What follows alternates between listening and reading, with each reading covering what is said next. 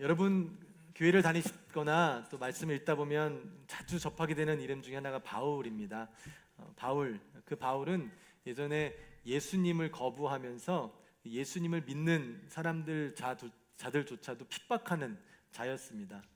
그러나 그런 바울 앞에 예수님께서 직접 나타나는 이 일이 있어서 그 일을 통해서 바울은 더 이상 예수님을 거부할 수 없게 됩니다. 예수님을 만나고 나서 그의 삶은 완전히 변화해서 그동안 핍박했던 그 예수 그리스도인들, 이제는 자신이 그 예수님을 전하는 자로, 복음을 전하는 자로 자신의 남은 인생을 사용하게 됩니다. 그렇게 바뀐 인생 가운데 많은 사역을 하면서 그에게는 굉장히 많은 동역자들이 있었습니다. 근데 그 동역자 중에 한 명이 바로 오늘 본문의 이 편지를 받는 디모데라는 사람이었습니다. 디모데는 바울이 전도 여행을 하면서 루스드라에서 만난 사람이었고요. 그와 함께 한 15년 정도를 사역을 했다고 합니다. 그리고 오늘 본문에 보면 그 디모데를 사랑하는 아들이라고 부릅니다. 진짜 아들은 아닌데요, 그만큼 가깝게 느끼고 정말 사랑하는 자로 여겼다라는 것. 그래서 디모데는 바울에게 정말 영적인 아들과 같은 존재로서 바울이 그 디모데에게 그 편지를 쓰게 된 것이 오늘 본문이 담겨 있는 디모데후서 말씀입니다. 근데 이 편지를 쓰는 상황이 좋지가 않았어요. 왜냐하면 바울은 자신이 복음을 전하면서 몸이 좀 쇠약해졌어요. 핍박도 당하고 죽을 뻔도 하고 여러 가지 어려움 때문에 몸이 쇠약해지고 나이도 들었는데, 또한 그 복음을 전하다가 이제는 그 로마의 그 어둡고 참 더럽고 열악한 환경의 감옥에 갇히는 상황에 있습니다. 그것뿐 아니라 이제 거기서 곧 나가겠지라는 소망이라도 있으면 참 버틸만 할 텐데, 결국 그 감옥에서 받게 될 심판은 그도 알고 있듯이 죽음, 사형이라는 것을 알고 있던 시기였습니다. 참 어렵고 힘든 상황 가운데 그에게는 더 어려움이 겹쳤는데요. 그 상황이 디모데후서 1장 15절 말씀입니다. 보면은 아시아에 있는 모든 사람이 나를 버린 이 일을 내가 아나니 그 중에는 부겔로와 허모게네도 있느니라. 평생 복음을 전하고 그 복음 때문에 자신의 가지고 있던 모든 것들을 잃어버리고 지금은 감옥에서 죽을 날만 기다리고 있는데, 그렇게 자신의 모든 것을 쏟아부어서 복음을 전하고 그들을 그리스도인으로 인도했는데, 이 어려운 상황에 그들이 바울을 등졌다라고 합니다. 참 너무나 고통스럽고 좀 슬픈 순간이죠. 정말 모든 것을 다 바쳐서 그들에게 유익함을 주기 위해 선신하고 그들이 결국에는 복음을 받아들이고 예수님을 믿는 것 같았으나 마지막에는 이 바울을 배신하는 일들. 여러분 살아가면서 배신을 좀 당해 보셨나요? 네. 여러분도 또 배신을 해보셨을 겁니다. 우리는 살아가면서 누군가에게 배신을 당하기도 하고 또 배신을 하기도 하는데요, 참 가슴 아픈 일이죠. 힘든 일 가운데 바울은 이 상황 가운데 디모데에게 편지를 씁니다. 근데 그것뿐 아니라 역사적으로도 그 시대 당시는 로마의 황제 네로가 이 그리스도인들을 핍박하는 이 탄압이 점점 강해졌던 시기입니다.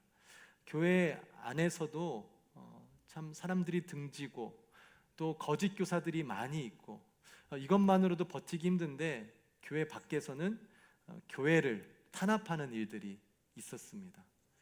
정말 어느 곳에서도 어떤 소망이나 유익을 찾을 수 없는 모든 것이 막힌 것 같은 상황, 이 상황 가운데 바울은 자신이 끔찍하게 사랑하는 아들과 같이 여기는 디모데에게 편지를 쓰게 됩니다. 그것이 오늘 우리가 읽은 편지의 내용입니다. 그럼 그 편지를 받는 디모데는 누구였을까요? 성경을 통해서 디모데를 우리가 좀 볼 수 있는데요. 디모데는 성경에 알 수 있는 내용 중에 하나가 어린 목회자였습니다. 그래서 바울이 디모데에게 디모데 전서에서 권면하기를 누구든지 내 연소함을 업신여기지 못하게 하고 오직 말과 행실과 사랑과 믿음과 정절에 있어서 믿는 자에게 본이 되어. 네가 어리지만 네가 감당해야 될 일이 있기 때문에 혹시라도 너의 언어나 너의 행위를 통해서 네가 섬겨야 되는 성도들이 너를 업신여기는 일이 없도록 행실을 바로 하라 라고 권면하는 것을 통해서 디모데는 어린 사람이었구나. 예상하기로는 디모데가 아마 한 20살 정도의 바울을 만나고 한 15년 동안 같이 복음을 전하는 일에 하고 있다가 에베소에서 디모데를 그 교회의 목회자로 세우는 그 시기가 아마 한 35살 정도라고 예상을 할 수 있습니다. 35세의 젊은 목회자가 한 교회를 인도하는 영적 리더자로 서게 된 것이죠. 참 어려웠을 것입니다. 지금도 이 한국의 문화가 어쨌든 목회자를 섬겨주셔도 어른을 공경해야 되고 어른들에 대한 지식과 지혜를 공경하며 또 어린 사람들은 아무래도 무엇인가 부족하다고 여길 수 있는 이런 한국의 문화가 있었지만 그때 당시는 더 심한 그런 문화가 있었을 거예요. 젊은 사람이 그 교회 성도님들을 나이와 상관없이 섬긴다라는 것 쉽지 않은 일이었을 것입니다.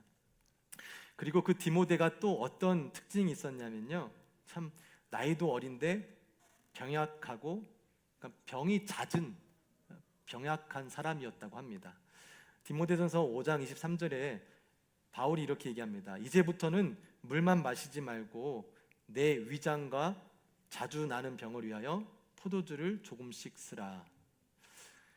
성경을 잘 아셔서 미리 포도주를 복용하시는 분들이 있으실 수도 있겠지만 이렇게 위장이 약한 자에게는 포도주를 조금 씀으로 통해서 그것을 달래는 또 효과를 얻을 수 있었습니다. 근데 분명히 여기 써 있는 게 포도주를 쓰되 어떻게 쓰랬죠? 조금씩만 쓰세요. 많이 쓰시지 마시고 조금씩 쓰시면서 또 건강도 지키실 수 있으시면 좋겠습니다. 어쨌든 디모데는 나이도 젊은데 몸까지 허약한 상황이 있었습니다. 그 다음에 우리가 알 수 있는 것은 디모데는 좀 소심하고 우리가 요즘에 얘기하는 아마 모르시는 분도 있어서 죄송하지만 그 MBTI의 I형입니다. 저희 교회가 엔지니어가 많다고 다들 본인이 I라고들 하시는데요. 이 디모데가 그런 성향이었어요. 조금 소심하고 낯을 가리고 좀 두려워하는 마음들이 있었던 사람입니다.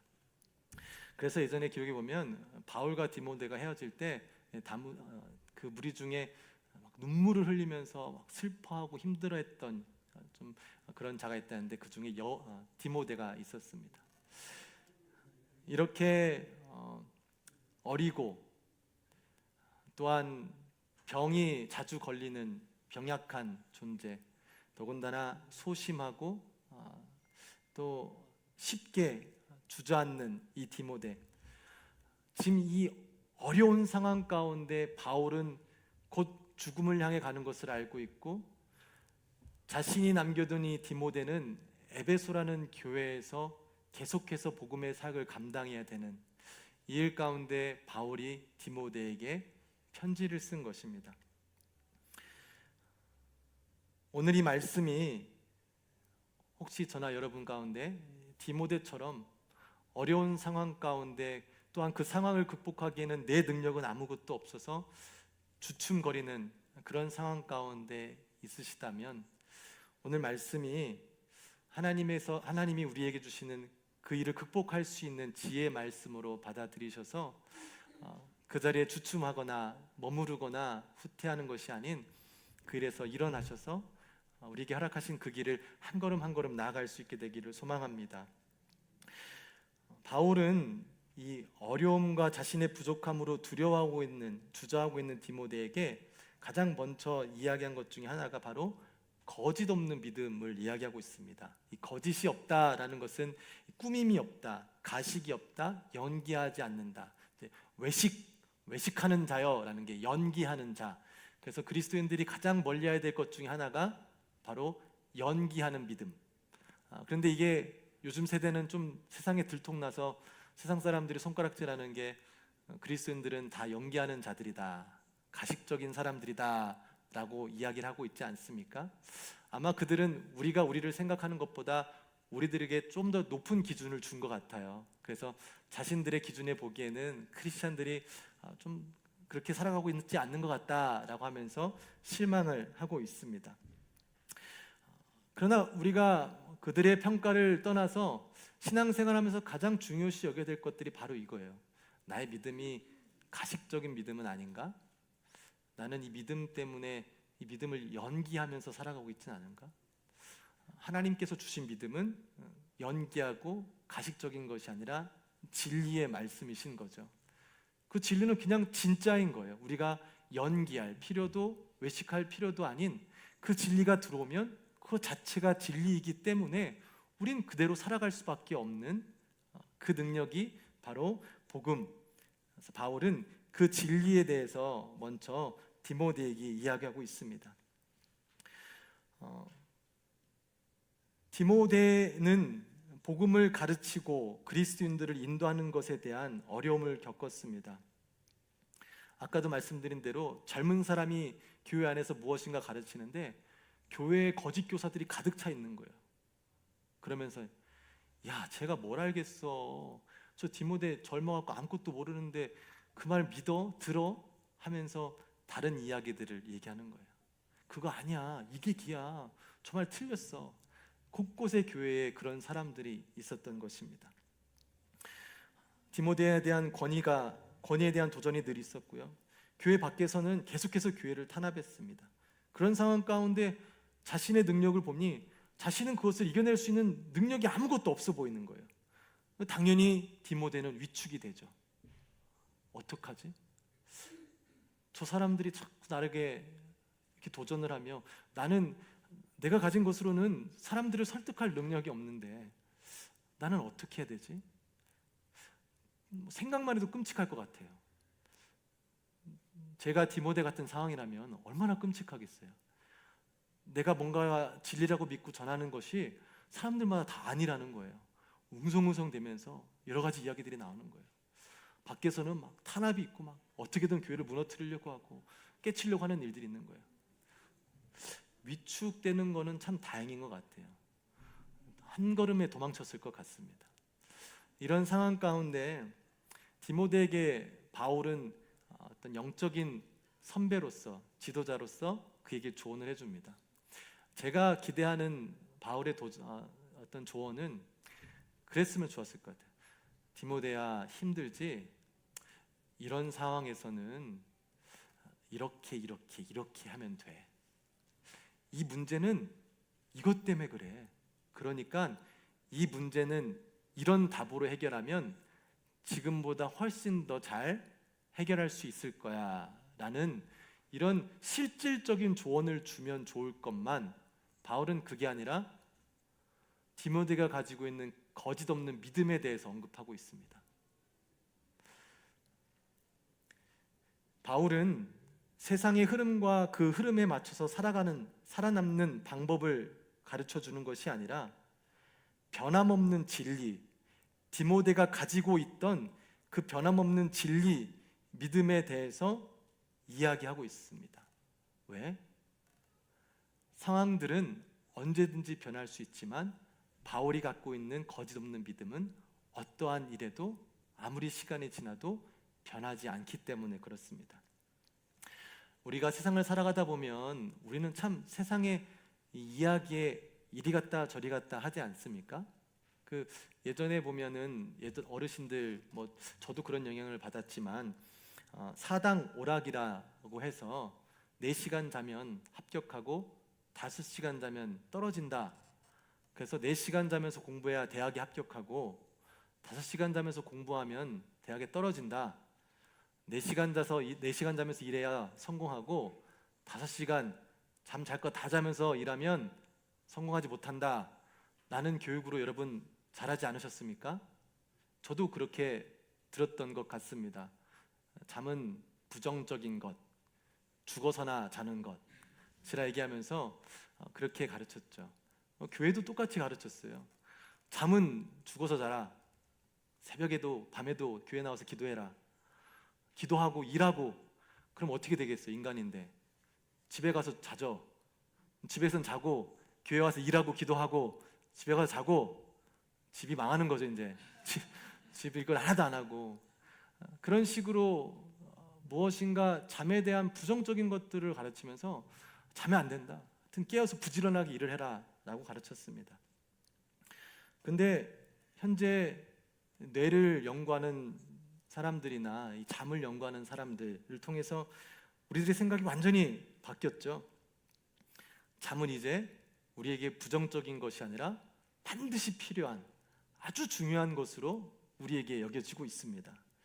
잠이 부족하면 집중력과 기억력이 떨어진다고 합니다. 공부에 아주 좋지 않은 것이죠. 감정 조절도 어렵다고 합니다. 면역력도 저하되고 특별히 한참 성장하는 아이들에게는 너무나 부정적인 영향을 준다고 합니다. 그 제일 여러분들이 신경 쓸 것은 노화를 촉진한다고 합니다. 잠을 안 자면 그렇대요. 잠은 죽어서 자라는데 잠 안 자면 죽어요. 이게 생각이 이렇게 바뀌는 거예요. 예전에는 잠을 안 자는 게 진리였는데 지금은 적당한 잠을 자는 게 진리인 거예요. 사람들은 그 진리에 따라갔다가 야 아니래 이거래. 예전에 커피를 안 마시는데 누가 그러시더라고요. 야 커피는 하루에 한 잔씩 마셔야 건강에 좋아. 그렇게 입문하게 돼서 커피를 계속 마셨는데 어느샌가 또 누군가가 커피를 마시면 몸에 안 좋다라고 하니까 또 커피를 못 마시게 되는. 또 지나니까 또 좋다. 채소를 먹어라. 이걸 먹어라. 고기를 먹어라. 뭐만 먹어라. 늘 바뀌는 이야기들로 우리의 삶은 이건가? 아니래. 저건가? 아니래. 이렇게 우리의 삶의 시간들과 방향들을 실수하며 허비하며 살아가는 것이 우리의 삶의 모습 아닙니까? 얼마든지 그럴 수 있어요. 우리가 뭘 합니까? 지금까지 안 것까지만 알고 있고 아직까지 알지 못하는 것들은 다 모르잖아요. 그래서 나중에 그 진리가 나오면 또 아니었구나 깨닫는 것. 우리의 삶에서는 얼마든지 여러 가지 일들로 깨닫지 못했던 것들을 깨닫고 좀 아쉽고 때로는 허무하기도 하지만 진리를 나중에 깨닫는 일들이 있게 됩니다. 그런데 우리가 살아가면서 가장 근본적인 우리에게 주어진 생명 그리고 죽음, 인생의 의미, 목적 이것에 대해서 진리를 알지 못한 채 이렇게 가봤다 저렇게 가봤다 이렇게 가봤다 그리고 결국에는 그것들이 아무것도 아니다라는 것을 깨달으면 우리 인생의 전체적인 것이 얼마나 허무하겠습니까? 그래서 바울은 여러 가지 어려움으로 혼란스럽고 어려워하는 디모데에게 그 어느 것보다도 가장 중요한 언제도 변함없이 흔들리지 않는 진리를 그에게 상기시켜 주었던 것입니다. 창조주 하나님, 그가 보내신 이 땅의 구원자 예수 그리스도, 이 예수님과 하나님이 없이는 이 땅에 우리의 존재, 생명, 죽음, 삶의 의미, 목적을 깨달을 수 있는 방법이 없어요. 예수님을, 창조주 하나님을 알아야만이 우리가 이해할 수 없는 생명과 삶의 목적과 의미를 깨달을 수 있는데 우리는 그 진리를 깨닫지 못한 채 삶을 허비하는 일들을 갖게 됩니다. 그것이 진리라고 바울이 말씀하고 있는 거예요. 근데 바울은 이 디모데가 가진 거짓 없는 믿음, 이 믿음이 하나님께 기도했더니 네가 성경을 열심히 읽었더니 너가 무엇인가 했더니 하나님께서 네가 이뻐서 믿음을 주셨대라고 말씀하시지 않습니다. 디모데가 가졌던 믿음은 외조모 로이스와 어머니 유니게로부터 영향을 받았기 때문이라고 이야기합니다. 디모데는 유대인 어머니 유니게와 헬라인 아버지, 그러니까 예수님을 믿는 어머니와 예수님을 믿지 않는 아버지 밑에서 자랐습니다. 성경에 보면 디모데의 할머니와 어머니는 바울의 전도를 통해서 복음을 접하게 됩니다. 그래서 바울과 똑같이 유대인이었다가 그리스도인으로 이제 바뀌게 되는 일이 있었죠. 그들은 복음을 통해 진리를 깨닫고 사랑하는 아들 디모데를 어려서부터 말씀으로 키웠다라고 성경에 기록되어 있습니다. 그런데 이 교육이 단순히 야 이거 진리니까 꼭 기억해둬, 외워, 이거 틀리면 안 따르면 넌 진짜 혼나, 이런 부모의 권력과 강압으로 가르쳐 준 것이 아니라 그들은 그들이 가진 거짓없는 믿음으로 사랑하는 자녀 디모데에게 그 진리를 사랑으로 전달해 주었습니다. 왜냐하면 성경에는 거짓없는 믿음의 열매가 사랑이라고 이야기하기 때문입니다. 디모데전서 1장 5절 말씀인데요, 같이 한번 읽어봤으면 좋겠습니다. 디모데전서 1장에서 5절 말씀, 1장 5절 말씀입니다. 이 교훈의 목적은 마음과 선한 양심과 거짓이 없는 믿음에서 나오는 사랑이거늘. 복음은 진리인데 이 진리를 전하는 도구는 사랑이래요. 사랑장이라고 불리는 유명한 성경책이 있습니다. 고린도전서 13장에 보면은 이렇게 이야기를 합니다. 너가 아무리 능력이 있고 너가 아무리 믿음이 크고 네가 아무리 큰 희생을 한다 해도 네 안에 사랑이 없으면 아무것도 아니다, 헛된 것이다 라고 합니다. 그게 심지어는 진리인 말씀일지라도 사랑이 없으면 아무것도 아니라는 것이죠. 그리고 그 사랑장 안에는 사랑이 무엇인지라고 이야기하고 있습니다. 우리가 사랑이라고 생각하면 뭘 떠올리죠? 일반적으로 달콤함, 이 애틋함. 여러분들의 표정에서는 그것을 기억해내기가 너무 오래전 과거의 이야기라서 그럴 수 있겠지만, 보통 사랑이라면 즐겁고 좋은 것이라 우리가 세상에서 이렇게 인지하고 있지만, 성경에서는 사랑의 정의를 이렇게 정의하고 있죠. 사랑은 오래 참고 친절하며 시기하지 않고 자랑하지 않으며 교만하지 않고 무례히 행하지 않고 자기 이익을 구하지 않으며 쉽게 화내지 않고 악한 것을 생각하지 않는다. 이것이 성경이 얘기하는 사랑에 대한 정의입니다.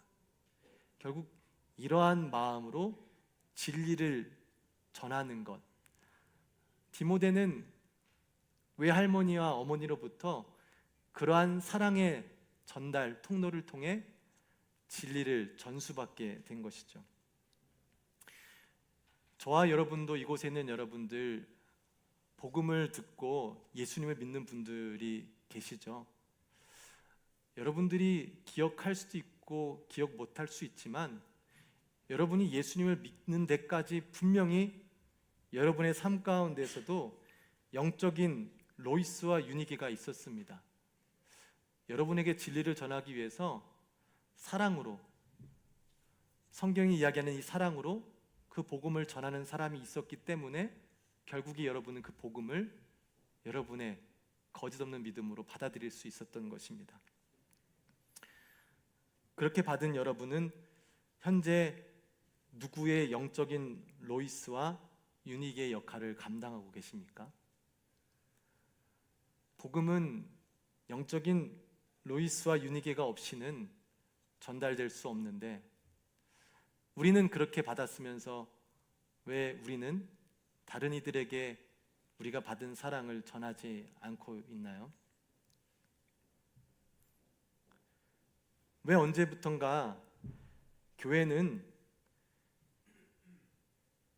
신앙생활을 오래 하고 예전에 일을 많이 했던 사람들은 저 더 뒤 멀리에 빠져서 방관하는 자리에 서야 되고, 교회 일들은 새로 오거나 새롭게 신앙생활을 시작한 사람들에게 그것을 다 내어줘야 되는 일로 여겨지고 있나요? 미리 먼저 은혜를 받은 자들은 그 받은 은혜에 감사해서 아직까지의 복음을 받아들이지 못한, 그 진리를 알지 못하는 자들에게 가장 먼저 가서 사랑이라는 도구를 통해서 그들에게 그 진리를 전해야 되는데, 왜 그 일을 하지 않는 것이 언제부턴가 당연한 일이 되었나요? 우리 또한 누군가를 통해서 그 복음의 그 진리를 받았다면 우리에게도 똑같이 하나님께서는 그 마음으로 누군가에게 복음을 전하라고 하십니다. 여러분의 삶 가운데 이런 하나님의 사명을 다시 한번 생각할 수 있는 기회가 있게 되기를 소망합니다. 디모데는 분명 외할머니와 어머니의 사랑으로 거짓이 없는 믿음을 갖게 되었습니다. 그리고 그 믿음으로 그는 성도를 가르치고 인도하는 목회자의 사명을 받았습니다. 그런데 그에게 주어진 환경은 그가 감당하기에는 버거운 상황, 또 그런 부족한 자신의 능력 때문에 두렵고, 그래서 그 일들을 감당하지 못하고 있었던 것 같습니다. 이때 디모데가 그에게 이야기한 말씀이 오늘 본문의 1장 6절 말씀입니다. 함께 우리 한마음으로 읽겠습니다. 그러므로 내가 나의 안수함으로 내 속에 있는 하나님의 은사를 다시 부릴 듯 하게 하기 위하여 너로 생각나게 하노니. 분명 그는 안수를 받음으로 목회자의 사명을 감당할 때 받은 그 은사, 뜨거운 불이 있었지만 삶의 상황과 환경과 자신의 부족함 때문에 그 불이 자신도 모르게 꺼져가는 상황이 있었습니다. 근데 바울은 그 꺼져가는 불을 다시 한번 상기시켜주며 디모데에게 그 불을 다시금 지피라고 이야기하고 있습니다. 이 말씀은 단순히 이 디모데 후서가 목회자인 디모데에게 주신 말씀이 아니라 믿음의 길을 걸어가며 하나님이 주시는 은사를 받은 모든 사람에게 주시는 말씀입니다. 디모데가 안수받을 때 부여받은 하나님의 은사는 목회자로서 가르치고 인도하고 영적인 리더십을 발휘하는 거였습니다. 하나님의 은사, 이 은사는 우리가 성경에서 카리스마라고 하죠. 이 카리스마는 어떠한 사람의 성격이나 어떤 지도력을 이야기하는 것이 아니라 성경에서는 은혜, 선물이라고 표현하고 있습니다. 즉 하나님의 은사는 하나님께서 이 땅 가운데 나에게 삶을 허락하시고 나에게 주어진 이 모든 것들이 하나님으로부터 온 것임을 깨달은 자들, 내 삶 가운데 있는 모든 것들이 하나님으로부터 온 것임을, 그 진리를 깨닫는 모든 자들에게 하나님께서는 다시 한번 말씀해 주신 겁니다.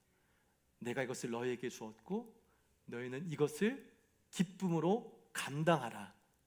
다시금 내가 너에게 줄 때 그 마음을 불이 일듯이 다시금 일으켜서 그 일을 올바로 감당하라고 말씀하고 있습니다.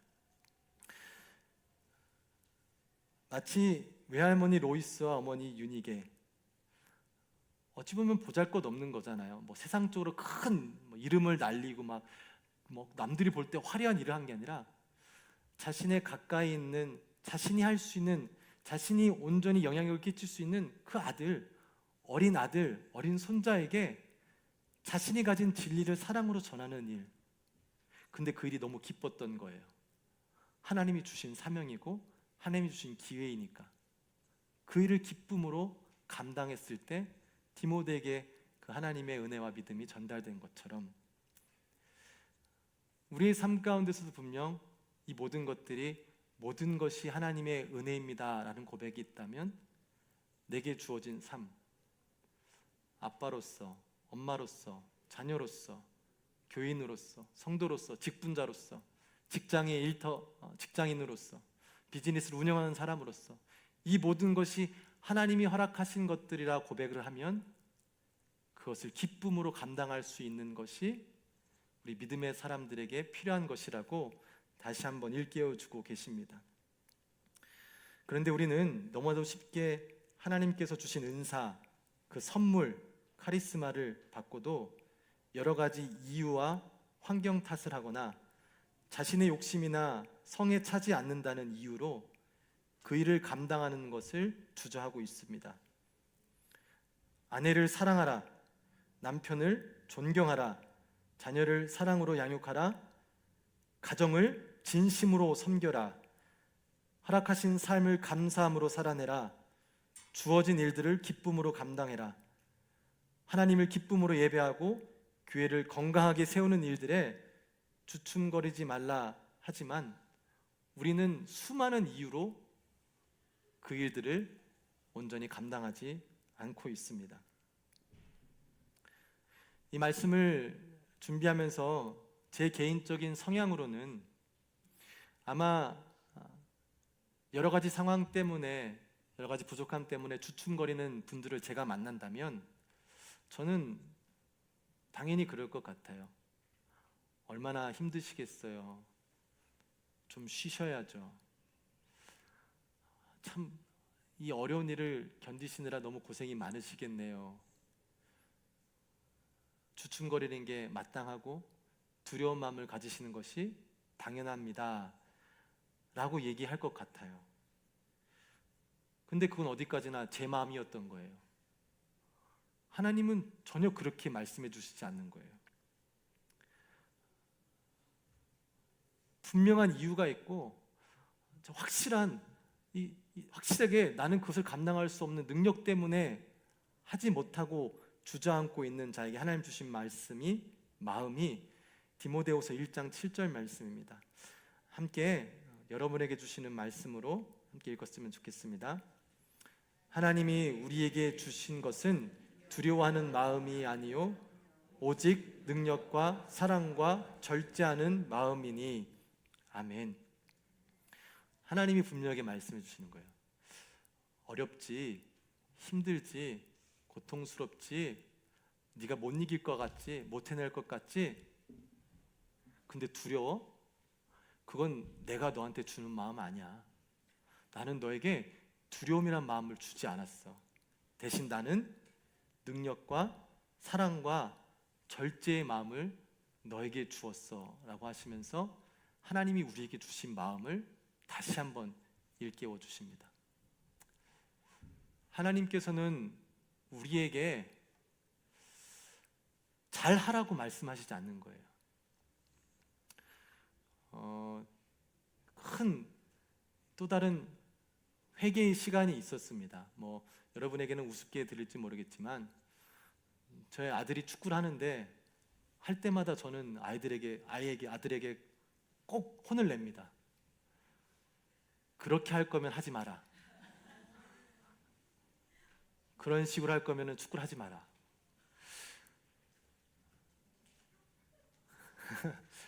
하나님은 저한테 그런 욕을 안 하세요. 하나님은 그냥 내가 준 것대로,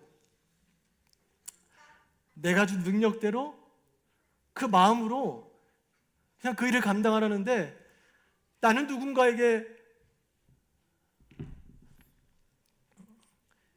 특별한 능력을 요구하는 거예요. 잘해야 돼. 하려면 제대로 해야지. 시작했으면 끝이 좋아야지. 결국 우리는 그 두려움 때문에 시작 못 하잖아요. 남들보다 못났으니까, 남들보다 못하니까 뭔가 했으면 잘해야 되는데 못할 것 같으니까 시작을 못 하는 거잖아요. 근데 하나님은 그걸 요구하시는 게 아니에요. 잘해라, 좀 특별해라, 좋은 결과를 가져와라가 아니라 야, 너는 그냥 내가 준 것대로만 해. 내가 너한테 능력 준 거 남들하고 비교해서 잘날 필요도 없고 못날 필요, 그냥 네가 가지고 있는 그것을 사랑하는 마음으로, 절제하는 마음으로 그걸 가지고 그냥 해 라고 말씀하십니다. 우리의 삶 가운데 이 마음 때문에 얼마나 두려움이 많습니까? 세상에 나보다 잘난 사람 너무 많고 난 능력이 없고 남들이 볼 때 손가락질하는 참 부족하고 아무것도 아닌 일 같고 또 내 생각 같아, 내 욕심 같아서는 한번 시작했으면 기똥차게 해서 막 결과도 잘 만들어야 되는데 아무리 내가 계산해봐도 결과가 좋을 것 같지 않아. 주저하죠. 주춤거리죠. 하나님이 주신 은사임에도, 카리스마임에도, 선물임에도 우리는 그것을 거부하며 살아가게 됩니다. 하나님은 우리 각자에게 주신 능력과 사랑, 그리고 절제하는 마음으로 두려움을 밀어내고 하나님께서 허락하신 은사, 삶에 허락하신 선물들을 마음껏 누리라고 말씀하십니다. 이왕 살아가는 것, 사랑할 이유도 없고 존경할 이유도 없을 수 있겠지만 미워하고 살아가는 것보단 사랑하고 살아가는 게 훨씬 아름답지 않겠습니까? 남들이 보기에는 보잘것없고 남들이 생각할 때는 참 쓸데없는 것 같을지 모르겠지만 그것이 나에게 주신 하나님의 마음이고 나에게 그것을 감당해야 되는 그런 하나님의 뜻이 나에게 주어졌다면 그것을 그저 나에게 주신 일이니 감사함으로, 기쁨으로 감당하는 것, 그것이 하나님께서 우리에게 말씀해 주시는, 디모데에게 여러 가지 환경 가운데 자신의 능력 가운데 주저하고 있는 디모데에게 우리에게 주시는 하나님의 말씀입니다. 저와 여러분이 각자의 상황 가운데 여러 가지 이유와 또 여러 가지 여러분들의 능력 때문에 주저하고 있는 일들이 또 있을 줄 압니다. 그 가운데 하나님의 말씀, 오늘의 말씀이 우리에게 지혜의 말씀으로 다가와서 두려워 아무것도 하지 않는 어리석음보단 그것들이 하나님이 주신 선물임을 깨닫고 그 선물을 누리게 되는 일들이 있게 되기를 소망합니다. 마지막으로 오늘 본문을 시작하는 바울의 고백이 1절에 있는데요, 저는 이게 참 너무 새롭게 오는데 1장 1절에 이렇게 기록을 합니다. 하나님의 뜻으로 말미암아 그리스도 예수 안에 있는 생명의 약속대로 그리스도 예수의 사도된 바울은 이라고 자신을 소개합니다. 그런데 여러분, 이게 바울이 쓰는 편지의 형식 정도였어요. 근데 아까 말씀드린 대로 상황을 한번 보면 바울은 이 복음을 전하다가 자신의 건강을 잃어요. 이 복음을 전하다가 감옥까지 가요. 이 복음을 전하는 사도의 사명 때문에 극심한 고통과 사람의 비난과 그 수많은 사람들이 자신을 등지는 일들을 경험하고 있어요. 자신을 가장 힘들게 하는 그 이유인 사도인 이 정체성을 바울은 가장 먼저 자신 있게 당당하게 씁니다. 부끄러워야 할 이유임에도 불구하고 바울에게는 전혀 부끄러울 이유가 없었어요. 왜? 그게 진리임을 확신했기 때문에 바울은 부끄럽지 않았죠. 그래서 그는 믿음의 사람들에게 십자가를 부끄러워하지 말라고 이야기를 합니다. 세상의 수많은 사람들은 십자가의 처형을 부끄러워할 것이다. 네가 믿는, 네가 따르는 그 진리 사람들이 손가락질하며 너는 부끄러움을 느낄 수 있을 것이다. 그러나 부끄러워하지 마라.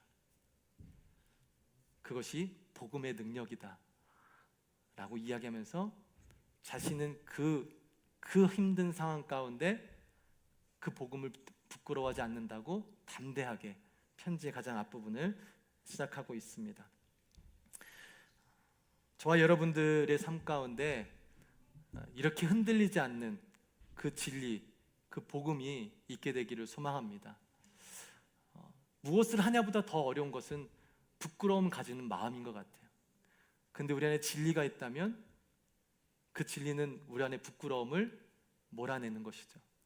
그 진리로 인해 세상의 어떤 관점과 어떠한 평가에 흔들리지 않고 그 변함없는 진리로 부끄럽지 않는 삶, 담대한 삶, 기쁨이 넘치는 삶을 저희 여러분이 살아나게 되시기를 축복합니다.